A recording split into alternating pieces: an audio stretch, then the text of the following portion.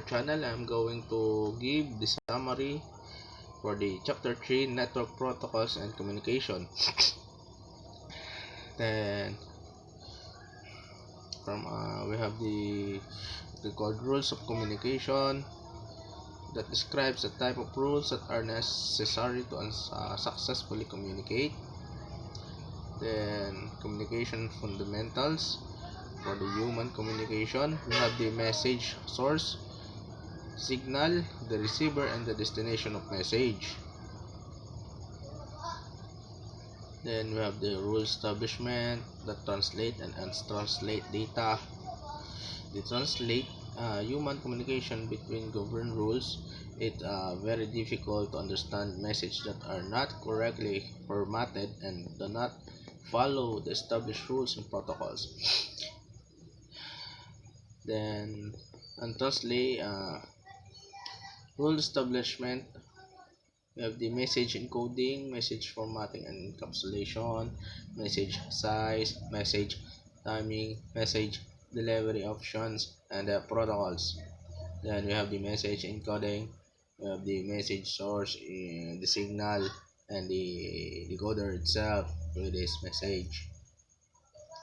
We have the message encoding with the source encoded and destination decoded using end devices. It also has message source, or the encoder, the signal decoder, and the message destination. And from our message formatting and encapsulation, we have the encapsulated letter, or example, encapsulated letter. Upon using all the necessary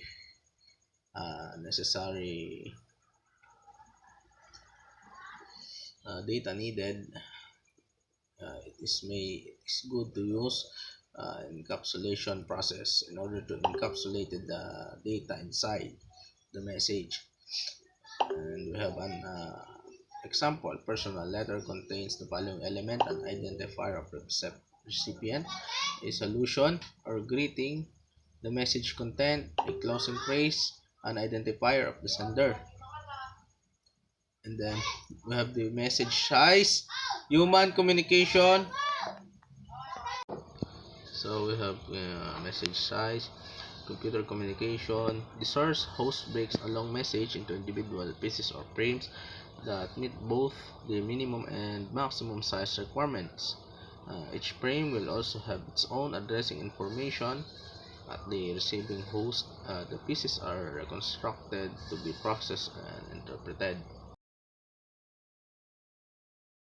We have rules of engagement, access method, flow control, response, timeout.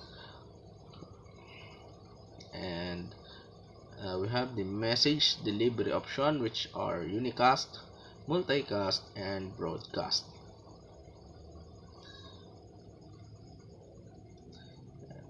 And network protocols and standards.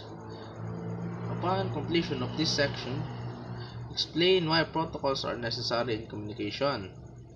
So protocols are necessary because it is used to meet certain standards to avoid hassleness regards with the cabling or giving or configuring the devices.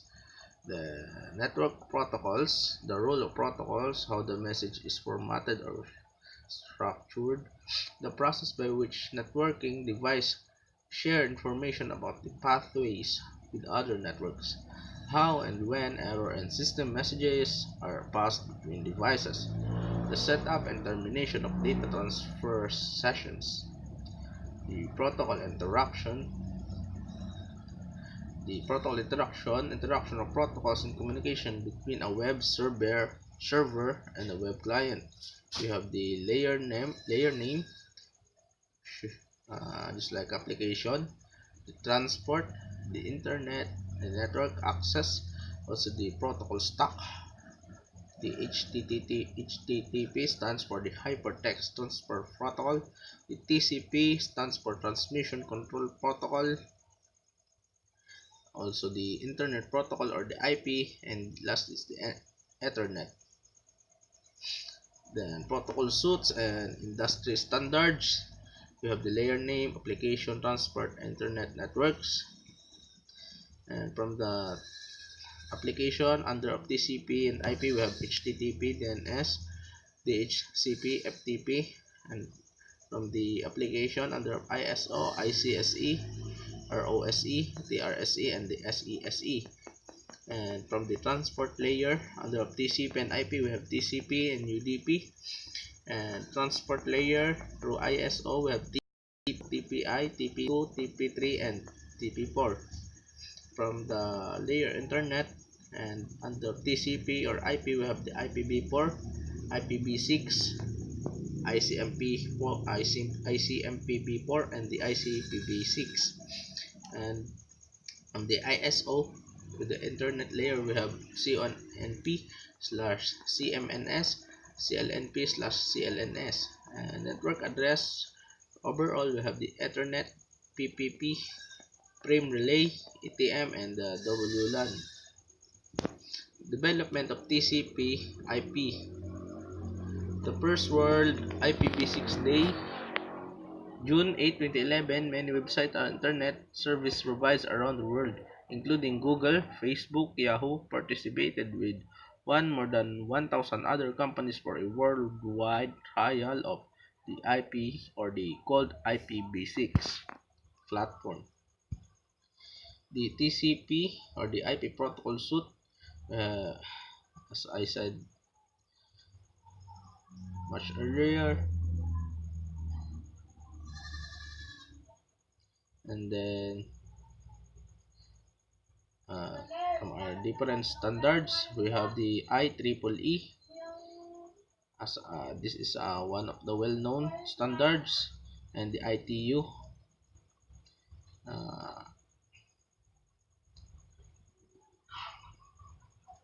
We have the Internet Standards IANA and ICANN. From IANA, ICANN, we have the IP addresses, domain names, and the TCP UDP port numbers. And from Electronics and Communications Standard Organization, Institute of Electrical and Electronical Engineers, or the IEEE. IEEE Standard 802 working groups can study groups such as 802.1 higher layer LAN protocol working group. We have the 802.3 Ethernet working group. We have the 802.11 wireless LAN working group. We have 802.15 wireless personal area network or the WPAN, and many more. We also have here the 802.22 wireless region area network, and we have the Electronic and Communication Standard Organization,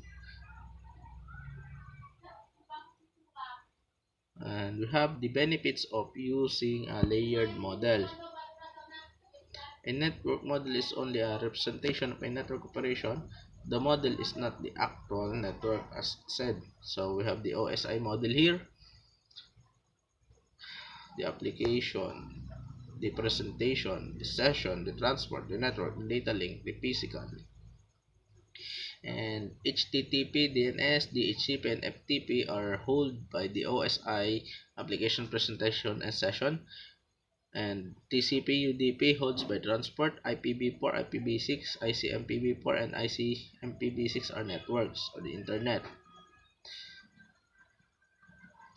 So the OSI reference model, first it comes with the physical, followed by the data link, the network, the transport, the session, the presentation, and as well the presentation. So we have here the message segmentation, communicating the message from the segmentation, breaking communication into pieces. Then the multiplexing, interleaving the pieces as they traverse the media. And the segmentation, multiple pieces are labeled for easy direction and resemble. Then segmenting messages allow many different conversation to be interleave. Increase the efficiency of network communication, adds complexity. Then protocol data units, we have the date encapsulation, its data, segment, packets, frame, bits. So that's all. Hope you learn, and thank you.